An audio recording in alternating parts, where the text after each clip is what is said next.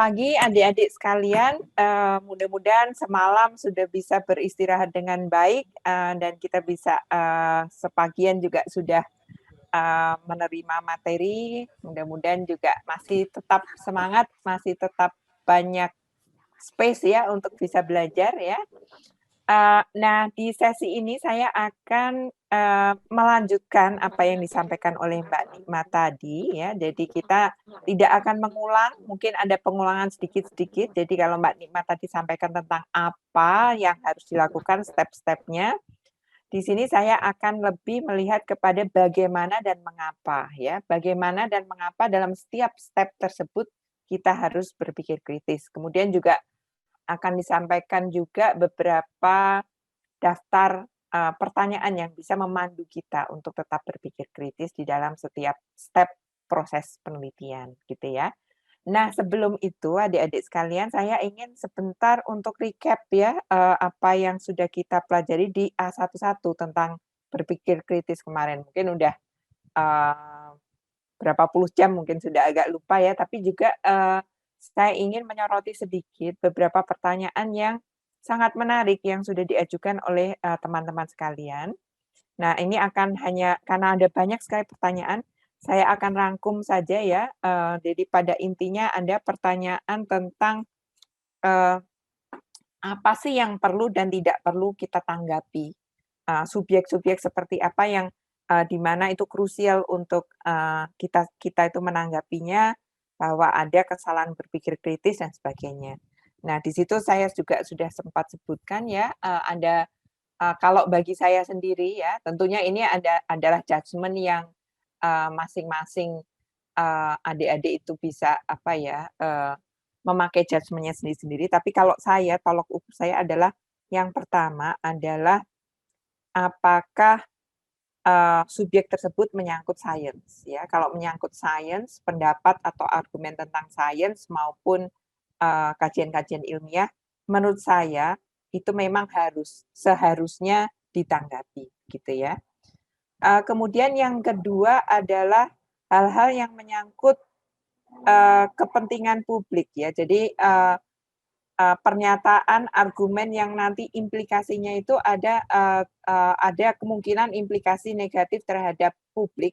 Nah, ini juga perlu kita tanggapi, ya. Terutama menurut saya kalau implikasinya itu terhadap masyarakat yang apa ya, yang kurang beruntung dibandingkan kita ya. Jadi, kita perlu stand up dan bilang bahwa ini, argumen ini tidak benar dan implikasinya bisa negatif, sehingga juga kemudian, di situlah kita punya tanggung jawab moral sebetulnya ya, bahwa, apa ya, ada tanggung jawab untuk kita bisa membantu juga, eee apa, kelompok-kelompok yang mungkin termarginalisasi dan kurang beruntung, terutama kalau dalam hal ini, karena, kesimpulan-kesimpulan atau argumen-argumen yang diambil secara tidak logis gitu ya.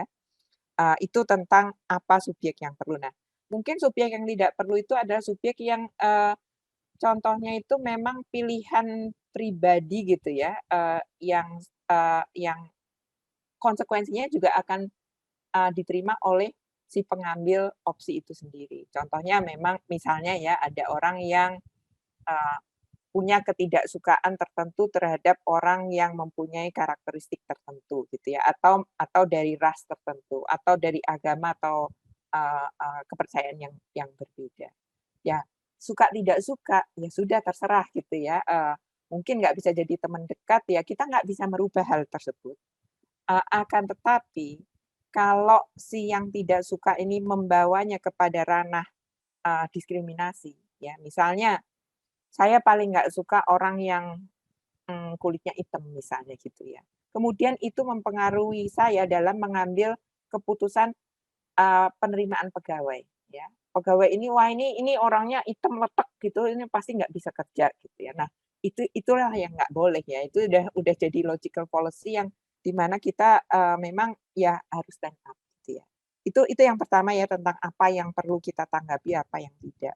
Kemudian bagaimana kita menanggapinya, itu yang pertama kemarin sudah kita, lihat sama-sama, logical fallacy itu, macam-macam ya, apa namanya, penyebab di baliknya.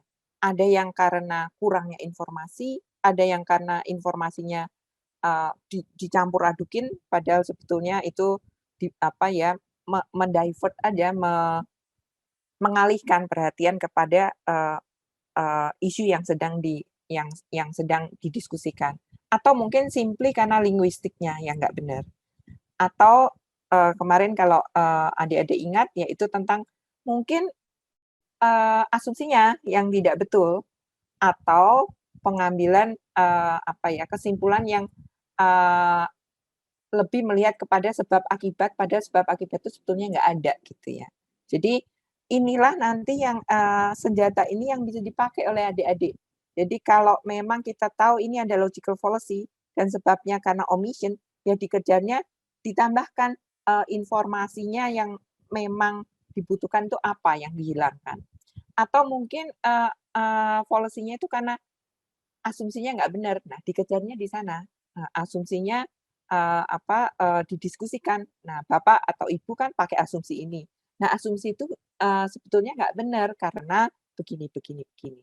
Nah, itu pentingnya sebetulnya untuk tahu, logical fallacy itu root-nya apa, ya. Jadi kemarin adik-adik sudah dibekali ada berbagai tipe logical fallacy.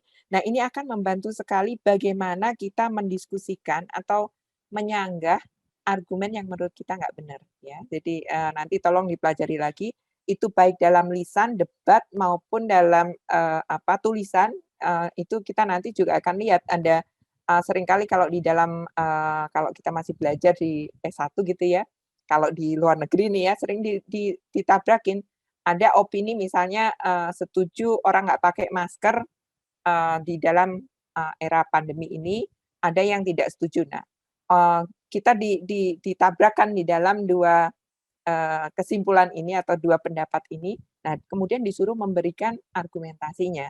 Nah ini, tentunya nanti, akan sangat berguna di dalam, kehidupan sehari-hari kita di, apa, publik gitu ya. Jadi, sama juga misalnya, contohnya ya kalau, orang, kenapa sih pemerintah repot-repot, memberikan, regulasi untuk orang harus pakai helm gitu ya, padahal ya kalau kecelakaan, luka atau meninggal ya udah resikonya sendiri gitu ya, daripada kita ribet-ribet, bikin, peraturan, kemudian itu nanti malah menyebabkan penyelewengan misalnya, polisi harus mendenda, kemudian dendanya masuk ke mana gitu ya.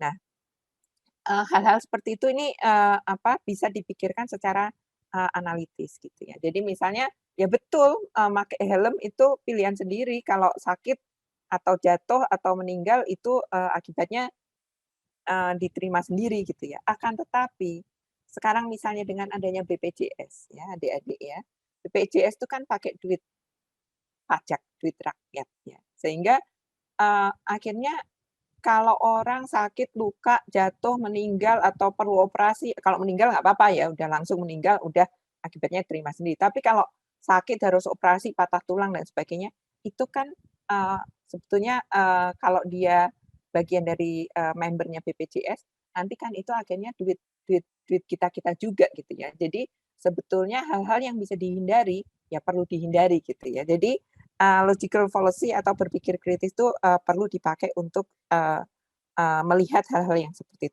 hal tersebut. Kemudian, ada pertanyaan apakah kita perlu mengasumsikan ya orang yang kita, yang di mana kita punya discussing suatu argumen itu, kita perlu mengasumsikan bahwa dia salah. Ya belum tentu juga, kita harus open minded ya, bahwa mungkin aja kita yang salah ya. Kalau kita langsung mengasumsikan dia yang salah ya kita juga sudah logical fallacy itu ya. Kemudian ada pertanyaan kapan kita harus berhenti? Ya kalau memang udah, kita sudah mencoba dalam dalam diskusi itu kita sudah mentok bahwa ternyata ya memang dia punya, agenda tertentu, punya maksud tertentu, di baliknya, ya sudah percuma juga gitu ya. Tapi, kita harus usahakan tapi kita tahu kapan harus berhenti. Nah teman-teman, ini nanti akan banyak sekali menghadapi hal seperti ini di dalam FGD ya. Nah, dalam FGD itu ya kita harus balance antara, being diplomatic tetap tetap sopan, akan tetapi tahu kapan memang harus berhenti gitu ya. Berhenti dan mungkin juga kita harus mengambil mempunyai cara untuk mengalihkan ini atau memberikan waktunya kepada orang-orang lain. Kalau ada satu orang tertentu yang memang tukang ngeyel terus dan selalu logical fallacy dan kita tahu udah nggak bisa diapa-apain, ya udah terpaksa banyak dicuekin aja, banyak ngomong ke anggota atau partisipan FGD yang lain. Kira-kira begitu teman-teman, jadi summary dari tanya jawab yang kemarin. Nah, untuk sambungannya sebetulnya logical fallacy ini atau berpikir kritis untuk menemukan logical fallacy itu penting sekali juga dalam kita membaca ya atau melihat mengakses sumber informasi yang akan kita pakai untuk baik mendukung penelitian kita atau menjelaskan hasil penelitian kita ataupun kita memformulasikan tujuan maupun pertanyaan-pertanyaan riset kita. Tadi juga sudah disebutkan oleh Mbak Nikma, jadi saya sekedar ingin mengingatkan pakai tolong jangan malas mikir ya, harus ada teman-teman ini harus menjadi independent thinker.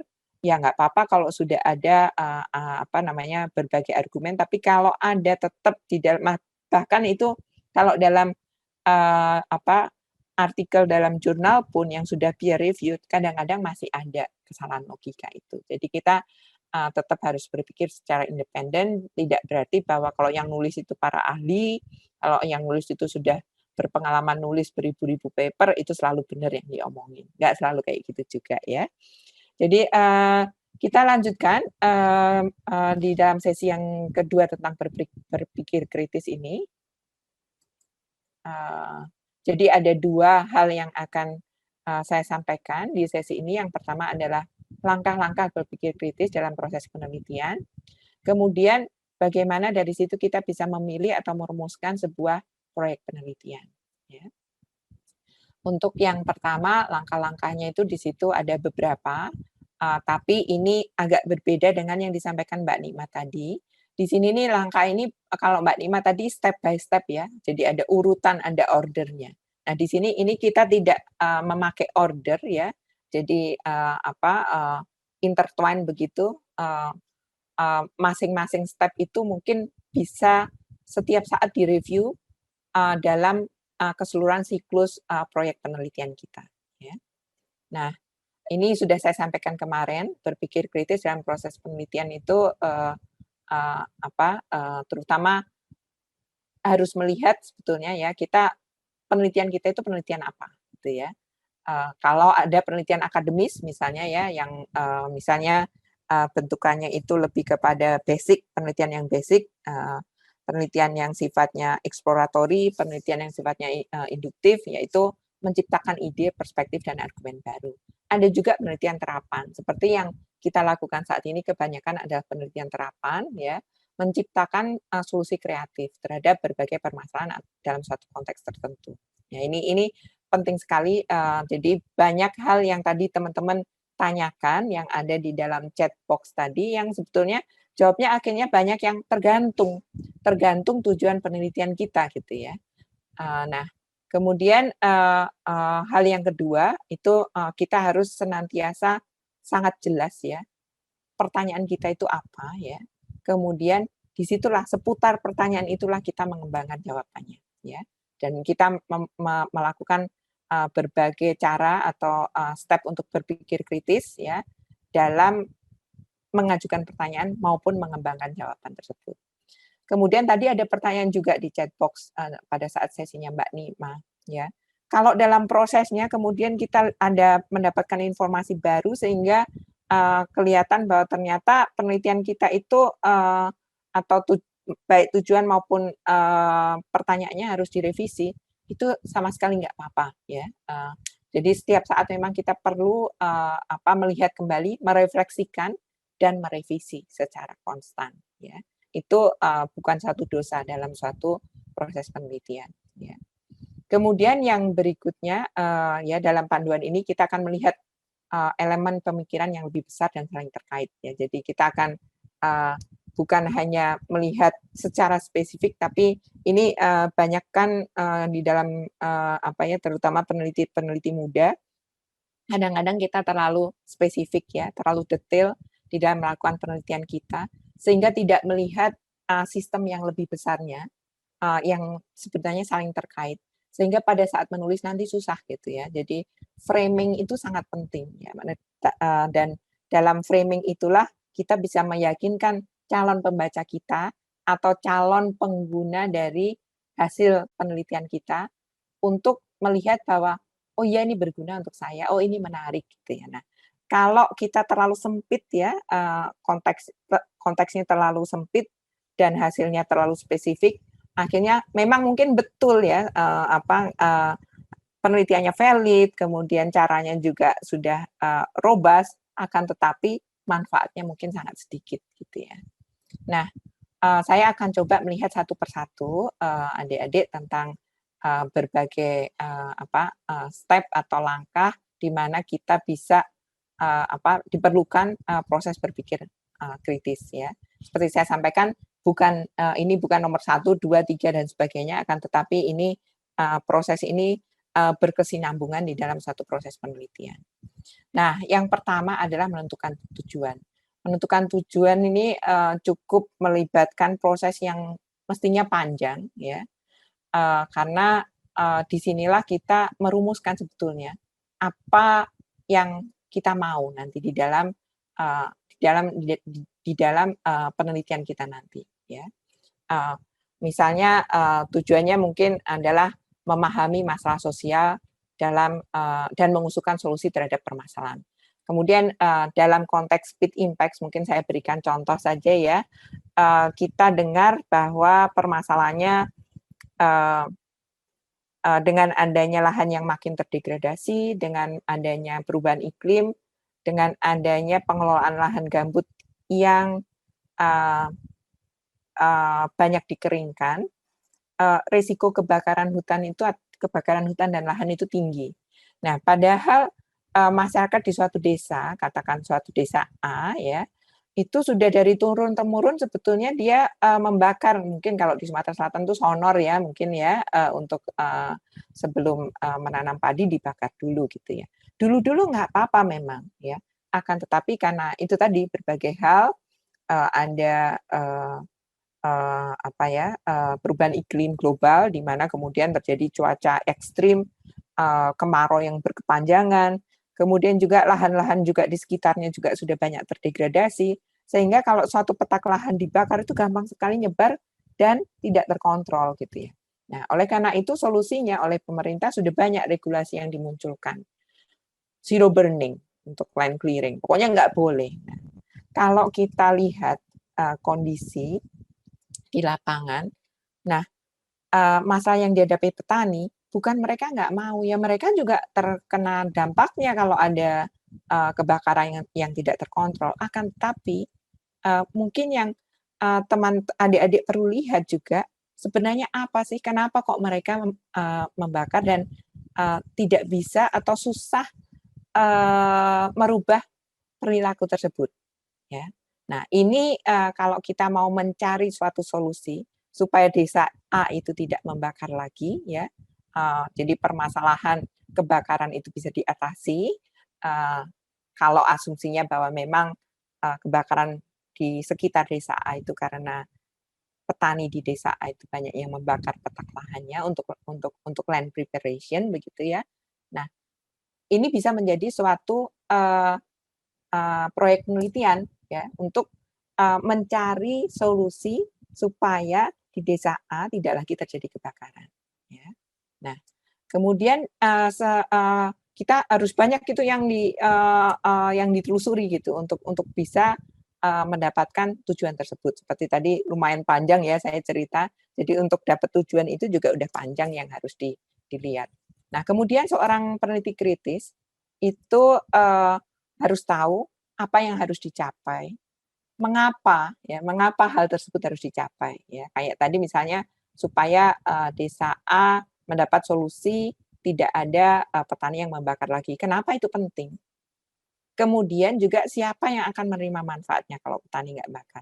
petaninya sendiri pasti, tapi kemudian ada juga mungkin bahkan masyarakat di Palembang juga akan menerima manfaat positifnya kalau petani di desa A tidak membakar begitu ya, karena ikut nggak kena asap gitu ya. Tapi juga mungkin ada implikasi-implikasi lainnya. Mungkin nggak bakar itu cost-nya tinggi ke petani ya, karena dengan tidak membakar lahannya itu mungkin jadi tidak subur, banyak tikus nantinya dan sebagainya ya. Jadi hal-hal ini yang harus dipertimbangkan. Kemudian yang berikutnya ini juga sangat penting, mungkin kalau adik-adik kemarin mencari proyek penelitian untuk tugas akhir begitu ya, hal ini tidak relevan ya. Akan tetapi sekarang adik-adik sudah mulai masuk ke dunia kerja, akan ingin menjadi peneliti nantinya mungkin ya.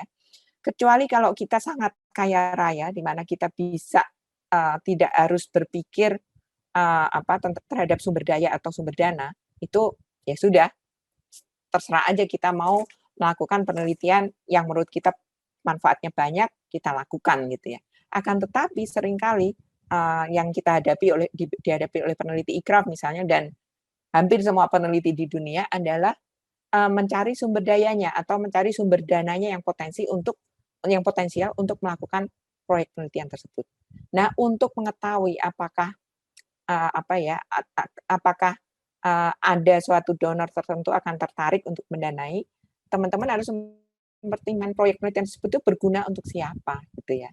Berguna dalam hal ini apakah donornya juga akan diuntungkan gitu. Kemudian apakah donor tersebut memenuhi syarat atau tidak untuk kita ajak kerjasama ya. Donor di sini quote and quote ya teman-teman, donor itu pemberi dana atau sumber daya. Bisa pemerintah, bisa swasta, bisa dana hibah, ikraf juga sebagai lembaga penelitian kadang-kadang juga menjadi donor. Mungkin orang tuanya adik-adik sekalian bisa menjadi donor gitu ya, tapi ini donor dalam artian luas gitu ya.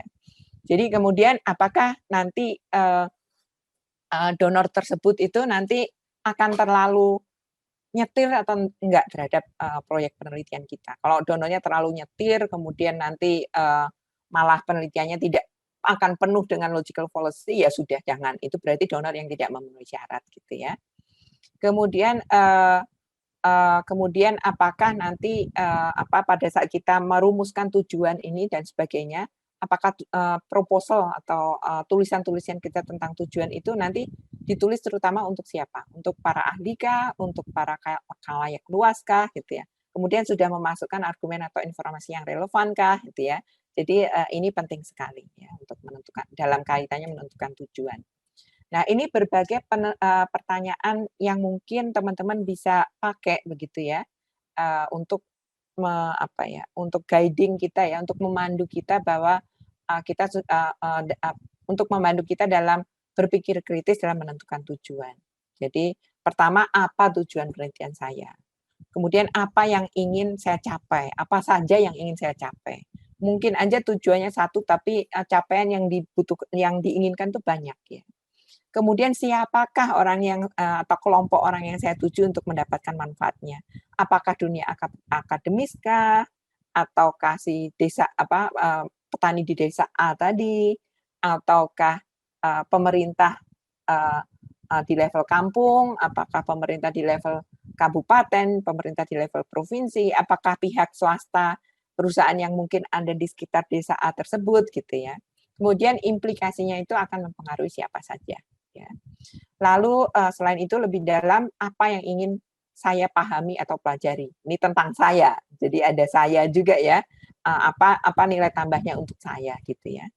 Kemudian apa tujuan dari tugas penelitian ini? Apakah saya sudah cukup memahaminya? Kalau belum, apa yang saya perlukan untuk bisa mendapatkan pemahaman yang lebih. Kemudian ini kita juga akan perlu melihat tipe penelitian kita itu apa. Apakah saya akan memecahkan sebuah masalah? Apakah saya akan menguji sebuah hipotesa? Apakah saya akan mengembangkan ide baru? Nah, lalu yang terakhir yang penting juga untuk kita formulasikan di awal, adalah seperti apa produk akhir penelitian saya. Ya. Produknya itu nanti apa? Apakah rekomendasi kebijakan? Apakah database? Apakah tools? atau apps mungkin, apakah suatu makalah ilmiah dan sebagainya. Nah, produk ini penting untuk sudah di apa ya, kita sudah visioner, punya vision begitu ya, nanti akan menjadi apa penelitian saya ini. Kemudian berbagai pertanyaan kritis mengenai donor, quote and quote ya. Donor itu bukan hanya donor, mungkin di bayangan kita donor itu lembaga internasional yang memang merupakan lembaga penyandang dana. Tidak, kita harus berpikir secara lebih luas ya. Donor itu pada intinya adalah pemberi atau penyandang, pemberi sumber daya ataupun sumber dana gitu ya. Kita perlu lihat tujuan donor ini apa sih sebetulnya ya. Jadi mungkin kita bisa align-kan atau sambungkan antara tujuan donor dengan tujuan dari penelitian saya. Dengan seperti itu ya, kemungkinan kita untuk mendapatkan sumber dana atau sumber daya lebih besar. Bukan berarti saya mengusulkan atau menyarankan bahwa kita sangat 100% donor driven. Apapun yang dimaui donor saja yang akan kita tuju, gitu. Tidak seperti itu juga, gitu ya. Mungkin kita hanya perlu untuk packaging, untuk menunjukkan ke donor bahwa sebetulnya tujuan kita itu align loh, gitu. Ya. Kemudian kita perlu melihat apa argumen atau gagasan utama dari si donor. Mungkin donor itu akan ada donor-donor yang secara reguler mengumumkan adanya call for proposal, ya. Call for proposal itu bisa aja sangat luas, bisa aja sangat cukup fokus gitu ya. Nah, kalau fokus kita mungkin perlu lihat gagasan utamanya apa sih? Terus kenapa call tersebut dibuat? Untuk siapa sebetulnya, ya. Kemudian kita juga perlu melihat dalam kacamata donor secara spesifik terhadap proyek penelitian saya itu tujuan donor apa ya, gitu ya. Nah, itu kita perlu memahami perspektif-perspektif tersebut. Ya. Kemudian poin yang kedua, langkah di dalam proses penelitian di mana kita memerlukan berpikir kritis adalah merumuskan pertanyaan penelitian. Jadi tujuan dan pertanyaan itu agak beda, adik-adik. Tujuan itu biasanya suatu goal yang cukup umum ya. Kemudian harus dirumuskan kembali dengan cukup spesifik ya, menjadi research question atau pertanyaan penelitian ya. Karena pada intinya penelitian itu adalah suatu critical inquiry, ya, suatu pengajuan pertanyaan dan pengembangan jawaban. Ya. Jadi oleh karena itu Anda adik-adik itu harus cukup bisa dengan spesifik merumuskan pertanyaan penelitiannya apa. Ya. Nah kemudian ini sudah sempat saya sampaikan tadi, pertanyaan penelitian pun itu seringkali berkembang dan berubah di dalam proses penelitiannya. Ya. Meskipun demikian, kita harus tetap punya, karena jangan jadi logical fallacy kayak kemarin, karena tetap berkembang dan berubah, ya sudahlah kita nggak usah bikin aja deh pertanyaan penelitian gitu. Toh nanti berubah gitu. Nggak gitu juga ya. Tetap perlu pertanyaan yang jelas yang membantu Anda tetap fokus ya. Tetap fokus untuk mencari metode untuk mencari informasinya bagaimana, metode analisa datanya nanti seperti apa gitu ya. Meskipun tadi ada refleksi dan revisi, nggak masalah gitu ya. Jadi pertanyaan kritis yang perlu adik-adik jawab adalah pertanyaan jadi dalam research question tersebut apa sih yang saya coba jawab dan selidiki gitu ya. Itu setiap saat itu perlu jelas banget di kepala kita masing-masing ya. Kemudian research question lain apa yang harus saya tanyakan ya di dalam proses penelitian kita ini. Nah, tadi yang ketiga sempat disampaikan oleh Mbak Nikma juga, sebetulnya di dalam research question kita itu, apakah di dalamnya sudah ada terkandung pertanyaan-pertanyaan yang sudah gagal dijawab oleh orang-orang lain. Jadi penelitian-penelitian yang terdahulu, yang sudah dilakukan, yang mirip-mirip tujuannya, adakah pertanyaan yang gagal dijawab dan kenapa gagal dijawab? Itu penting untuk kita dalam berpikir kritis untuk merumuskan pertanyaan penelitian ini. Kalau memang gagal dijawab karena memang pertanyaan itu intractable, nah kita harus lihat lagi, kita mungkin harus mereformulasikan pertanyaan kita sendiri gitu ya. Jadi gitu kira-kira untuk step perumusan pertanyaan penelitian. Nah, tadi banyak disinggung oleh Mbak Nikma tentang pengumpulan informasi yang bisa menjadi latar belakang pada saat kita ingin merumuskan pertanyaan. Ada juga mengumpulkan informasi pada saat kita ingin menentukan metodenya, metode penelitian kita. Ada juga mengumpulkan informasi pada saat data kita sudah terkumpul, sudah kita analisa. Nah, pada saat mendiskusikan, kita mau melihat hasil kita dibandingkan yang lain gimana sih, itu juga kita perlu mengumpulkan informasi. Demikian juga mengumpulkan informasi tentang kesimpulan dan sebagainya. Ya. Jadi dalam berbagai step proses penelitian itu kita perlu mengumpulkan informasi. Ya. Jadi untuk yang pertama kita bukan hanya perlu mengumpulkan informasi, tapi juga perlu akhirnya menafsirkan informasi tersebut. Ya. Nah ini sudah sangat-sangat memerlukan berpikir step berpikir kritis ya. Jadi kemarin tips dan triks untuk menemukan logical fallacy itu sudah akan sangat diperlukan dalam menafsirkan informasi. Ya. Kemudian yang kedua, ini penting banget ya, ini step untuk berpikir kritis. Jadi informasi yang teman-teman dapatkan dari sumber luar itu tidak boleh menggantikan pemikiran asli Anda, ya. Di mana tentunya pemikiran asli yang sudah teruji dan tidak mengandung logical fallacy gitu ya. Jadi karena informasi di luar itu kan macam-macam ya. Kalau Anda tidak mempunyai posisi ya dalam pemikiran Anda, gampang banget nanti confused ya. Jadi akan kesasar kemana-mana nanti ya. Jadi itu yang kedua yang penting untuk diingat. Kemudian yang berikutnya adalah bahwa dalam berpikir kritis untuk menyikapi informasi yang kita kumpulkan ya dari berbagai sumber, itu kita perlu menganalisanya dengan baik ya. Bukan sekedar mengulangi gagasan yang ada di dalam sumber yang kita baca tersebut ya, tapi juga kita menganalisanya, kemudian juga kita mengembangkan perspektif kita sendiri terhadap sumber yang kita baca tersebut ya. Itu sangat penting. Dan tadi ada saya lihat tentang Mbak Nikma juga cerita tentang plagiarisme ya. Jadi kita bukan sekedar mengulang tapi dipikir, ditambahkan dengan informasi-informasi yang lain, kita analisa, baru kita kembangkan perspektif kita sendiri. Ya. Yang berikutnya tujuan penelitian dan pertanyaan itu menentukan informasi apa yang dibutuhkan. Ya, jadi kadang-kadang juga sumber informasinya seperti apa, itu yang poin yang berikutnya itu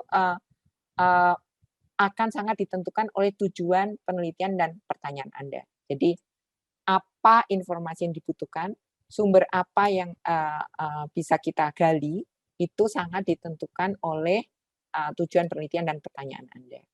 Kalau tujuannya nanti itu lebih kepada basic research yang nanti konsumsinya adalah di kalangan akademis, tentunya harus diperbanyak sumber-sumber dari jurnal ilmiah yang sudah peer reviewed.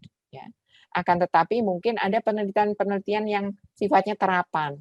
Nah, dalam penelitian sifatnya terapan bisa aja sumber-sumbernya itu bisa artikel berita, kemudian dokumenter, kemudian kebijakan pemerintah dan sebagainya. Ya, jadi itu penting untuk dilihat. Nah, kita melihat ke poin yang ketiga, ya. Ini masih poin yang kedua tentang mengumpulkan informasi. Ini banyak aspek dalam pengumpulan informasi yang perlu kita lihat, ya.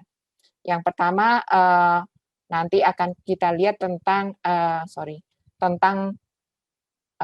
kredibilitasnya dan sebagainya, ya. Jadi ini agak cukup panjang tentang sumber informasi ini karena memang sangat penting adik-adik sekalian ya. Jadi pertama kenapa penting sekali untuk berpikir kritis dalam mencari informasi, kemudian juga menginterpretasikannya. Kenapa itu penting sekali untuk kita berpikir kritis? Karena yang pertama ya, sumber informasi itu sangat kompleks ya. Sumbernya macam-macam dan kemudian sumber ini juga menggunakan metode yang macam-macam dan juga seringkali perspektifnya juga sangat beragam dan intentionnya itu juga sangat beda-beda gitu ya. Jadi dan itu perlu dipahami perbedaan antar berbagai sumber informasi ya. Kemudian kita juga perlu melihat berbagai tingkat kerumitan dalam sumber informasi tersebut ya. Misalnya kalau kita ada di poin yang kedua, misalnya suatu ensiklopedia itu akan memberikan referensi yang umum gitu ya. Akan tetapi untuk tujuan penelitian kita yang tertentu, mungkin saja ensiklopedia tidak cukup gitu ya. Wikipedia tidak cukup ya, tapi perlu hal-hal yang lebih dalam. Nah, untuk hal tersebut ya tentunya artikel atau jurnal ilmiah yang sudah peer reviewed itu perlu begitu ya. Jadi tergantung kepada tingkat kerumitan dari informasi yang kita butuhkan, itu juga akan mempengaruhi sumber informasi yang perlu kita gali. Ya. Kemudian ya ini hampir sama ya, mengapa untuk melihat sumber-sumber apa yang secara spesifik yang kita perlukan untuk informasi-informasi tertentu. Kemudian pertanyaan kritis, ada beberapa pertanyaan kritis yang perlu kita tanyakan ke diri kita sendiri pada saat kita mengumpulkan informasi. Ya, pertama adalah tentang apa, informasi apa yang kita perlukan, yang saya perlukan untuk menjawab pertanyaan penelitian saya, untuk menjawab research question saya, ya, atau untuk memahami research topik saya. Ya. Jadi itu penting banget untuk kita tahu. Ya. Kita udah punya tujuan, kita udah punya research question, kemudian apa saja sih informasi yang kita perlukan. Lalu berapa banyak dan berapa dalam informasi yang saya butuhkan. Lalu sehingga ini juga menentukan sumber apa saja yang perlu saya gali untuk mendapatkan informasi tersebut. Nah, yang keempat ini penting banget, bagaimana saya tahu bahwa informasi ini dapat diandalkan dan dipercaya. Ya. Apakah informasi ini relevan? Siapa pengguna dari informasi ini. Jadi suatu sumber informasi itu biasanya udah punya tujuan penggunanya siapa gitu ya. Nah, apakah saya termasuk dalam tujuan sasaran pengguna yang disasar oleh si sumber tersebut ya. Kemudian dari perspektif apa informasi ini berasal? Apakah iklan, apakah political campaign atau apa? Nah, ini kita mesti hati-hati ya. Lalu untuk bisa tahu biasnya di mana gitu ya. Nah, kemudian yang tentunya yang sangat penting adalah apakah informasi ini cukup up to date gitu ya. Kalau kita mau misalnya dalam contoh tadi untuk penelitian mencari solusi untuk supaya desa A itu, petani desa A itu tidak harus membakar lagi, tentunya ya harus informasinya yang informasi belakangan ini, informasi mungkin 3-4 tahun yang lalu itu juga sudah tidak relevan mungkin gitu ya. Kemudian tentunya juga kita harus lihat sumber-sumber informasinya mana aja gitu ya. Kalau itu dari koran atau dari blog atau media sosmednya orang, nah ini apakah memang bisa dipercaya atau kalau kita punya tidak yakin apakah itu bisa dipercaya, kita cari cara bagaimana caranya ya supaya kita bisa tahu. Jadi bisa cross check gitu ya atau bisa mencari lebih banyak lagi sumber-sumber sehingga kemudian bisa dibandingkan gitu ya. Nah, ini pentingnya berpikir kritis dalam mengumpulkan informasi. Ini sangat tergantung kepada tujuan penelitian kita ya. Jadi kita harus tahu tujuannya apa, research question-nya apa, sehingga tahu apa informasi yang dibutuhkan, sumber apa yang paling pas, gitu ya. Nah, ini jadi ada untuk mengevaluasi sumber informasi itu beberapa hal yang atau kriteria yang diperlukan adalah kita harus tahu kualitasnya, dalam kita harus berpikir kritis, dan informasi yang dapat diandalkan itu mungkin juga bisa diandalkan untuk tujuan A, tapi tidak bisa diandalkan untuk tujuan B, gitu ya. Nah, ini ada beberapa aspek begitu ya untuk mengevaluasi sumber informasi. Yang pertama adalah kredibilitas ya. Seberapa jauh si pengarang atau pencipta itu kredibel, ya. Apakah dia memang ahlinya di bidang itu, ya, atau mungkin sambil lalu ya apa namanya karena perlu di dalam apa ya, di dalam meskipun bukan bidangnya, tapi pada suatu saat dia ditanya atau diinterview untuk menjawab pertanyaan tertentu. Nah, ini mungkin mungkin saja otoritas dari si pemberi opini itu tidak cukup gitu ya, karena pengetahuannya, keahliannya, keterampilannya mungkin tidak dipunyai ya. Kemudian juga dalam kredibilitas itu kita melihat jenis bukti atau data apa yang disajikan dalam sumber. Jangan-jangan datanya garbage gitu ya, atau semua datanya itu dari anekdotal, kata si A, kata si B, kata si C gitu ya. Kemudian kita perlu juga melihat bagaimana kita bisa mengevaluasi, kemudian bisa melacak sumber informasi luar yang digunakan oleh penulis atau pencipta. Jadi kalau ada kita membaca sesuatu, kita juga bisa merunut, seringkali merunut referensinya dia apa sih gitu ya. Sehingga kita itu juga akan memberikan kita tambahan informasi untuk bisa menyimpulkan bahwa sumber informasi ini bisa dipercaya gitu ya. Apakah ada bibliografinya, kemudian proses peninjauan seperti apa yang dilakukan gitu ya. Kira-kira itu nah yang penting lagi dua yang terakhir itu adalah apakah sumber informasi kita itu sudah pernah di peer reviewed ya, apakah sudah pernah di direview oleh ahli-ahli yang lain di bidang tersebut gitu ya. Nah, inilah makanya jurnal ilmiah yang peer reviewed itu lumayan tinggi otoritasnya karena sudah melalui berbagai proses review gitu ya.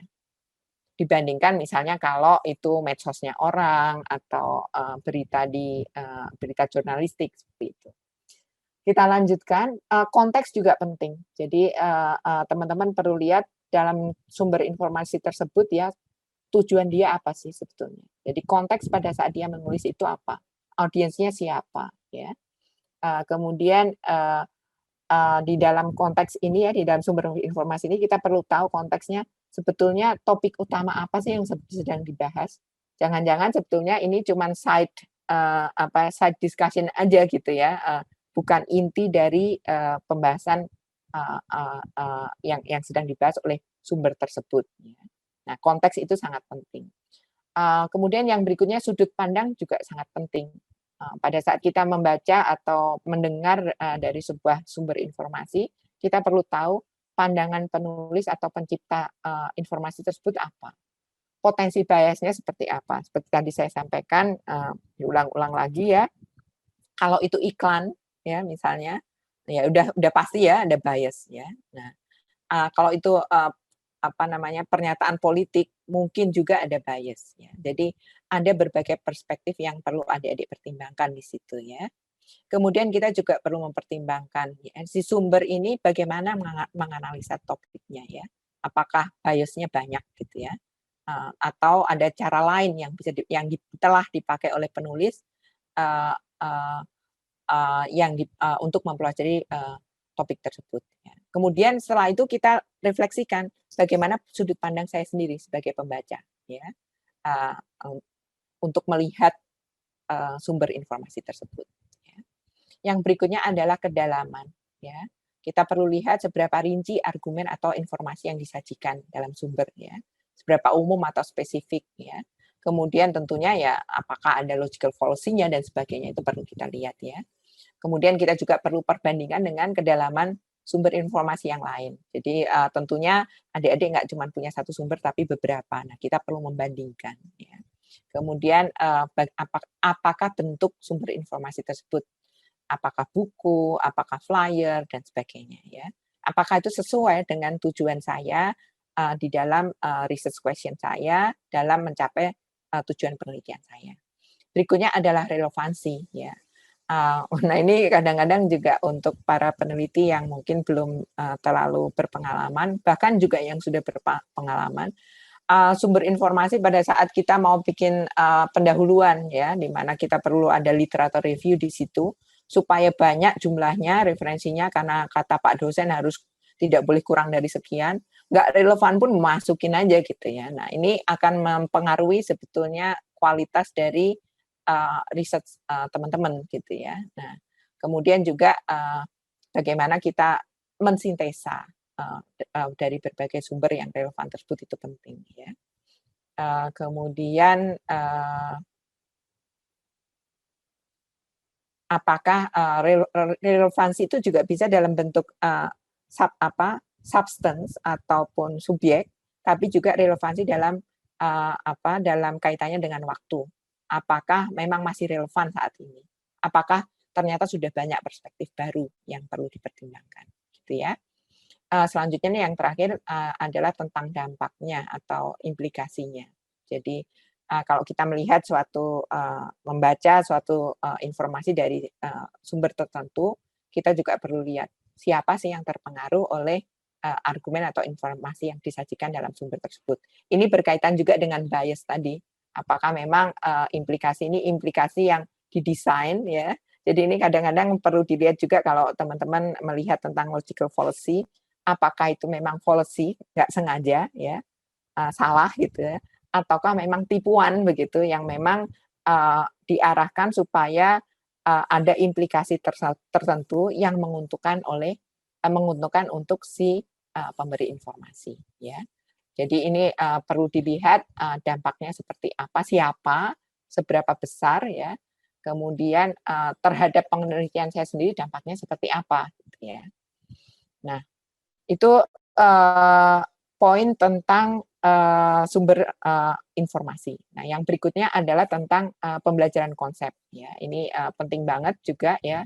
Seringkali apalagi teman-teman adik-adik di sini mungkin masih ada yang asing tentang penelitian tentang gambut gitu ya. Ada teman-teman yang dari jurusan hukum mungkin, dari jurusan ekonomi, bahkan agribisnis yang mungkin tidak terlalu familiar dengan konsep dan kosakata tentang emisi gas rumah kaca misalnya, tentang kanal blocking, tentang naturally determined contribution NDC gitu ya, atau hal-hal yang lain. Nah, konsep dan kosakata asing ini perlu adik-adik telusuri begitu ya, sehingga nggak salah arah gitu ya. Jadi perlu menemukan sumber-sumber referensi yang bisa membantu ya. Atau juga mungkin untuk awal teman-teman mungkin perlu berdiskusi dengan ahli di bidangnya sehingga bisa mendapatkan arahan sumber referensi yang baik itu apa saja di bidang atau di konsep pada konsep tertentu yang masih baru untuk teman-teman ini ya. Ini berbagai pertanyaan kritisnya nanti teman-teman bisa baca sendiri. Kita waktunya juga sudah makin mendesak jadi saya akan mulai speeding up ini ya. Jadi ada kemarin di dalam tugas ya, saya sudah coba sampaikan bahwa untuk teman-teman semua membaca bahan ini ya, jadi nanti dibaca kembali ya, memperjelas konsep itu sangat penting dan pertanyaan kritisnya apa ya. Kalau kita sendiri konsepnya enggak jelas, ya kesasar itu nanti penelitian kita gitu ya. Nah, yang berikutnya adalah memahami sudut pandang ya. Kita tahu memang semua orang punya sudut pandang dan jadi tidak ada bahkan peneliti pun itu tidak ada yang 100% objektif atau tidak memihak ya. Itu nanti kata orang malah tidak berkepribadian ya, tidak punya pendirian nanti ya. Jadi setiap peneliti itu memiliki sudut pandang tertentu, seperti halnya juga sumber-sumber informasi kita juga punya sudut pandang tertentu ya. Jadi Anda dalam meneliti harus juga self reflection, pikirkan baik-baik tentang keyakinan, asumsi dan potensi Anda untuk membuat suatu kesimpulan yang bias ya. Jadi pada saat kita berpikir kritis bukan hanya diaplikasikan ke orang lain bahwa orang lain itu mungkin salah ya. Kita sendiri juga mungkin salah ya. Jadi self reflection itu sangat-sangat penting ya pada saat kita melakukan penelitian, memahami bahkan sudut pandang kita sendiri ya. Kemudian tentunya kita harus waspada terhadap penulis yang lain atau pemberi informasi yang tidak mengakui bias mereka. Ini question mark yang besar. Gitu ya. Nah, ini berbagai pertanyaan kritisnya.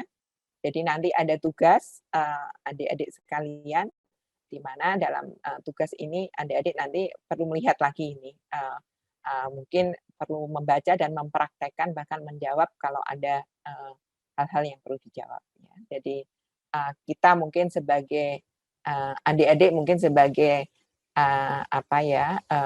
orang Sumatera Selatan, kemudian tentunya mungkin ada bias juga ke arah sana gitu ya. Nah, ini mungkin misalnya, wah Sumatera Selatan yang paling bagus, pokoknya tata kelola gambutnya paling bagus sedunia atau se-Indonesia dan sebagainya. Itu mungkin saja menjadi potensi bias teman-teman. Padahal mungkin ada hal-hal yang tata kelola yang Sumatera Selatan mungkin kurang bagus dibandingkan daerah yang lain. Ada yang Sumatera Selatan memang lebih bagus dibandingkan yang lain. Nah, ini merupakan potensi bias adik-adik mungkin ya. Jadi itu asalkan kita sadar sendiri ya dan setiap saat kita refleksikan, mudah-mudahan kita bisa terhindar dari bias tersebut ya. Kemudian mungkin pada suatu saat, suatu step begitu data sudah ada, kemudian sudah dianalisa, kita sudah mulai membuat kesimpulan ya. Bahkan mungkin sebelumnya pun juga sudah ada kesimpulan pada saat teman-teman menentukan metode yang paling bagus. Itu juga teman-teman sudah membuat kesimpulan ya. Nah, sebetulnya kesimpulan itu kita bangun setiap hari gitu ya. Nah, ini juga perlu adanya self reflection adik-adik ya. Pada saat adik-adik sudah membuat kesimpulan, bisa dipikir lagi apakah ada kemungkinan adik-adik bisa membuat kesimpulan yang lain yang mungkin lebih logis. Ya. Jadi pertanyakan juga dalam berpikir kritis ini, pertanyakan diri kita sendiri terus juga gitu ya. Jangan sampai kita close minded, kita selalu merasa saya udah yang paling benar, udah paling bagus, paling pinter, nggak mungkin salah gitu ya. Jangan seperti itu. Itu akan terutama untuk peneliti muda, tapi karena peneliti muda ini memang masih lebih mudah ya untuk mempelajari hal baru, masih lebih open minded, makanya saya senang banget kalau bisa ngobrol sama adik-adik ini. Nah, kadang-kadang peneliti yang lebih tua, apalagi yang sudah senior, sudah profesor, nah kadang-kadang ya apapun yang diomongin itu harus benar gitu ya. Nggak ada kesimpulan yang lebih benar dan lebih baik dari kesimpulan saya gitu ya. Nah itu sudah melanggar kaidah berpikir logis yang merupakan atau berpikir kritis yang merupakan salah satu syarat dasar dari seorang peneliti yang baik gitu ya. Nah ini tolong diingat-ingat ya. Jadi selama proses penelitian, pikirkan secara kritis, pertimbangan cara alternatif untuk menafsirkan informasi. Ya.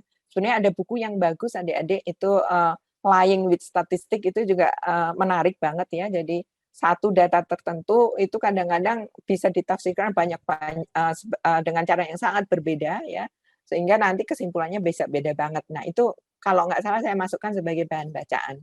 Kalau ada waktu mohon bisa dilihat-lihat gitu ya. Nah ini beberapa pertanyaan kritis yang bisa adik-adik lihat nanti. Nah kemudian mempertanyakan asumsi ini udah jelas ya, udah penting banget ya. Mungkin asumsi kadang-kadang belum kita pikirkan secara kritis. Contoh yang tadi saja, kebakaran di sekitar desa A, sehingga kita harus mencari permasalahan atau mencari solusi supaya petani di desa A tidak lagi membakar. Itu kan kalau asumsinya kebakaran di sekitar desa A itu yang bakar petani gitu ya. Nah asumsinya benar nggak itu? Itu mungkin harus dipikirin lagi gitu ya. Nah ini mempertanyakan asumsi itu penting banget. Nah ini beberapa pertanyaan kritis ya yang perlu adik-adik baca nanti. Nah kemudian mempertimbangkan implikasi. Nah ini juga sangat penting ya. Kita mungkin sudah ada di penghujung proyek penelitian kita. Sudah ada tujuan, ada pertanyaan, sudah dilakukan berbagai pencarian data dan informasi, sudah dianalisa, sudah didapatkan kesimpulan. Ya. Nah kesimpulan ini mungkin sudah menjawab research question adik-adik. Ya. Tapi perlu kita lihat satu step lagi. Implikasinya apa dari kesimpulan yang kita dapatkan itu? Ya. Apakah itu nanti menyiratkan hal-hal tertentu? Ya. Apakah nanti itu bisa membuat dianggap sebagai Anda membuat janji, misalnya ya, bahwa dan Anda nantinya harus mentaatinya, gitu ya. Nah, kemudian juga ada implikasi mungkin ya kalau ini penelitian akademis, mungkin aja kesimpulan yang Anda dapat itu ternyata berbeda dengan kesimpulan Pak Profesor yang merupakan ahli di bidang tersebut gitu ya. Tapi Anda sudah yakin dalam proses penelitian itu sudah semuanya benar, kesimpulannya seperti itu dan berbeda. Nah, mungkin akan ada implikasi terhadap Anda. Nah, pertimbangkan implikasi tersebut ya. Jadi make sure bahwa ya tentunya argumennya udah sangat jelas dan sebagainya. Kalau memang udah sangat jelas ya udah nggak apa-apa gitu ya. Implikasinya mungkin ya teman-teman mungkin akan dipertanyakan oleh orang-orang ya, tapi siapkan gitu. Implikasinya ya Anda harus sangat siap kalau memang diundang untuk debat misalnya gitu ya.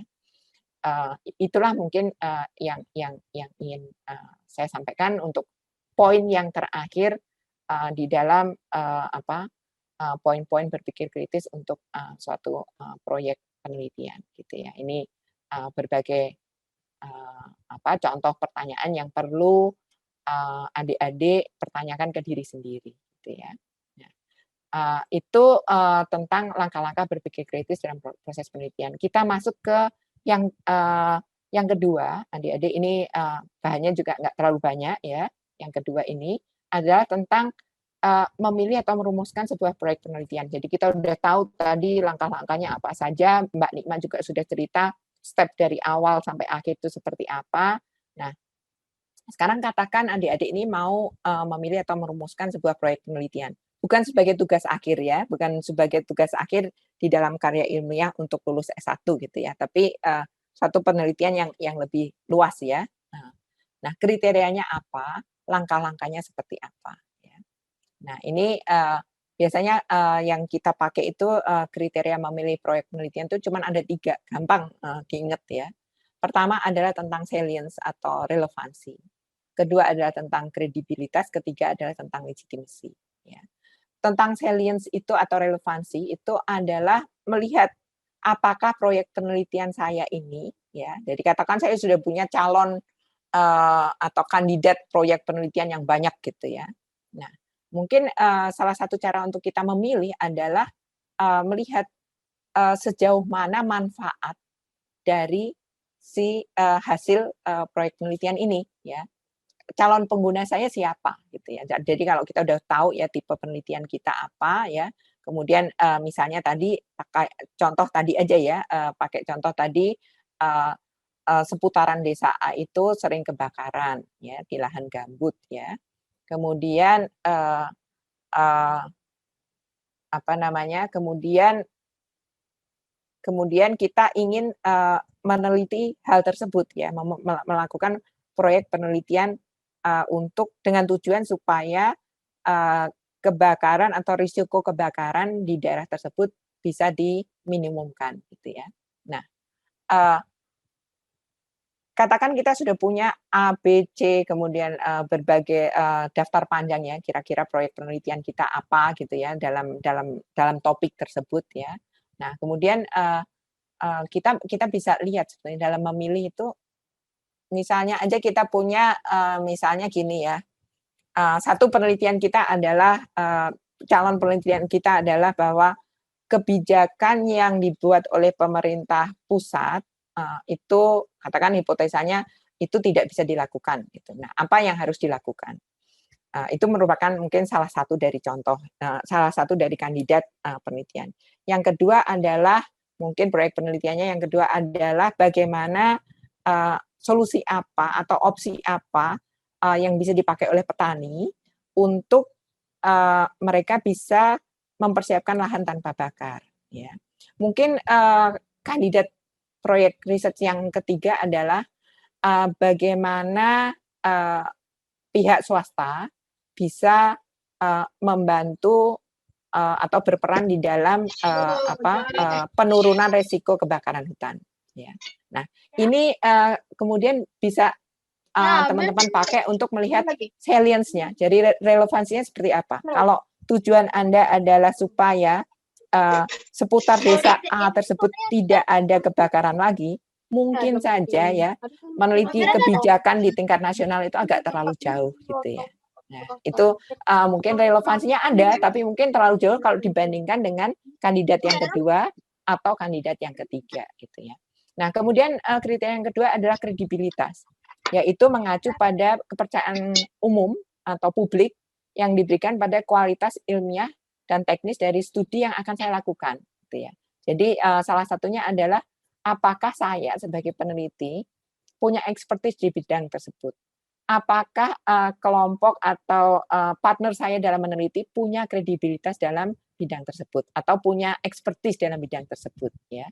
Apakah kemudian saya bisa meyakinkan publik bahwa metode penelitian saya itu bisa dipercaya. Ini adalah kredibilitas ya. Nah, mungkin dalam calon-calon atau kandidat proyek penelitian itu mungkin kita bisa lihat juga, wah kalau penelitiannya kebijakan sampai tingkat nasional, wah di dalam tim saya nggak ada orang hukum, kemudian saya sendiri juga nggak punya keahlian di bidang tersebut. Nah, mungkin itu juga bisa menjadi salah satu kriteria bahwa wah kalau gitu jangan yang itu deh penelitiannya. Kemudian yang ketiga, legitimasi. Apakah proses penelitian saya itu dapat dipercaya, menghormati beragam pandangan dan perhatian, kemudian ya jadi legitimasi ini lebih kepada mengacu kepada proses ya. Jangan sampai kita memilih proyek penelitian di mana prosesnya nanti nggak bisa kita lakukan sehingga tidak bisa dipercaya gitu ya. Jadi kalau saat ini misalnya saya mau melakukan penelitian untuk mengurangi risiko kebakaran dengan bekerja sama dengan petani di desa seputaran desa A. Kemudian saya tahu saya nggak punya partner, saya nggak punya mitra yang bisa diajak bekerja sama dalam proyek penelitian ini untuk bisa berbincang-bincang, mengambil data di daerah seputaran desa A. Nah itu sudah drop saja lah, udah pasti nanti hasilnya nggak legitimate gitu ya. Gitu kira-kira ya. Jadi 3 hal ini yang perlu adik-adik kriteria di mana we have to think against that ya. Apakah proyek penelitian kita itu memenuhi kriteria tersebut. Relevan, kredibel dan legitimate ya. Oke. Mungkin kalau teman-teman bandwidth-nya banyak bisa juga sambil melihat modelnya.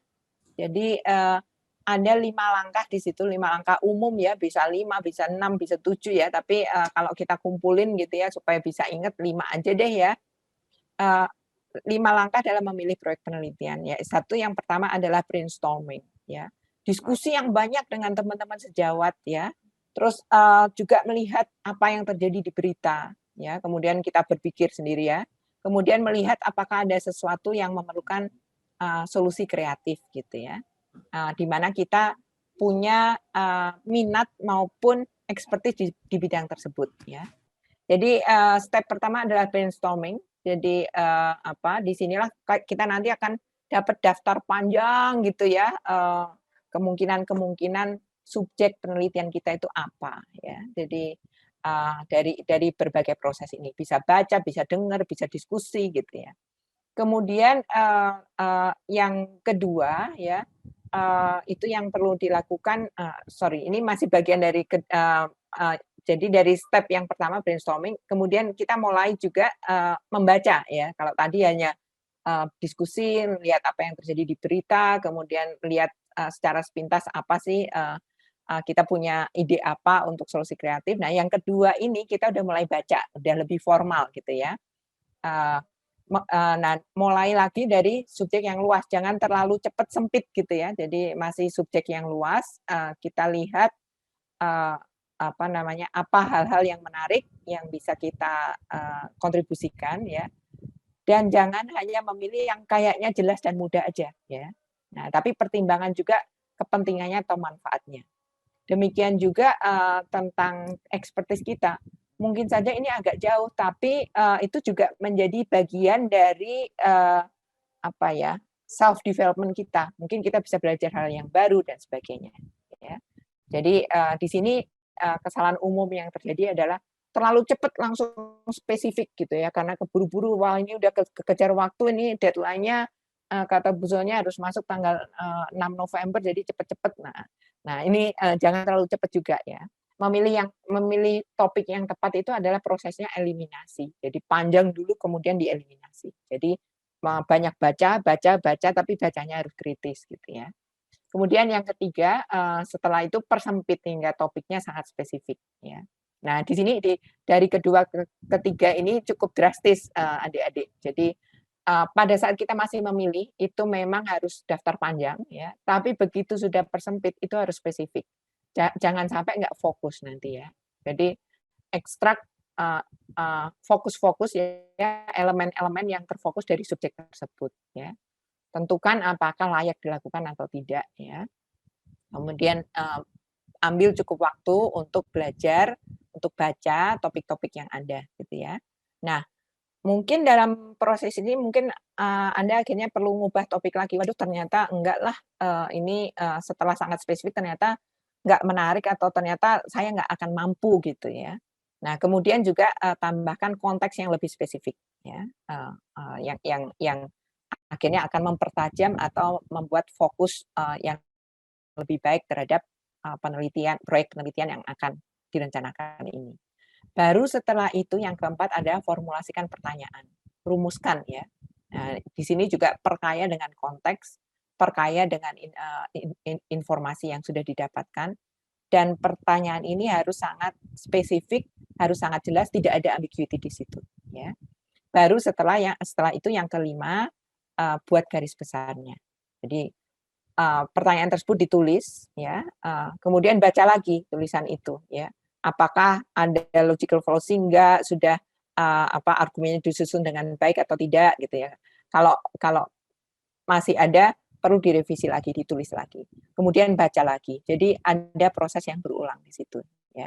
Nah, setelah itu Anda sudah cukup puas ya dengan pertanyaannya, kemudian dituliskan tujuan, sasaran, tulis garis waktunya kapan, lalu metodenya seperti apa, bagaimana Anda ingin mencapainya, ya. Dan di dalam bagaimana Anda ingin mencapainya ini tentunya banyak hal yang perlu dipikirkan, apa informasi yang dibutuhkan, bagaimana mendapatkan informasi tersebut, sumbernya seperti apa, kemudian nanti setelah dapat analisanya kayak apa gitu ya. Nah, itu kira-kira adik-adik sekalian secara singkat apa-apa yang harus dilakukan dalam langkah-langkah berpikir kritis dalam sebuah riset, proyek penelitian ya, dalam proses penelitian. Kemudian juga bagaimana caranya kita bisa memilih proyek penelitian dari berbagai topik yang mungkin sangat menarik gitu ya, bagaimana itu bisa dipilih, lalu dipersempit, lalu mulai ditulis sebagai proposal. Nah, ini kalau saya melihat di dalam sesi ini lebih kepada bagaimana dan mengapa.